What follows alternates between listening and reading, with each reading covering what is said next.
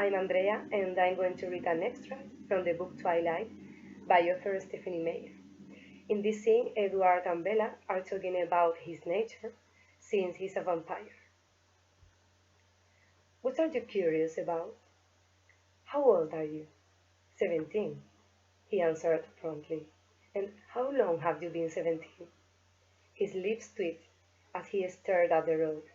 A while, he admitted at last. Okay, I smiled, pleased that he was still being honest with me. He stared down at me with watchful eyes, much as he had before, when he was worried I would go into shock. I smiled wider in encouragement, and he frowned. Don't laugh, but how can you come out during the daytime? He laughed anyway. Me, burned by the sun? Me, sleeping in coffins? Me. He hesitated for a moment, and a peculiar tone entered his voice. I can't sleep. It took me a minute to absorb that. At all?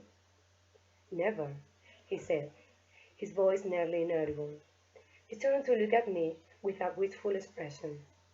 The golden eyes held mine, and I lost my train of thought.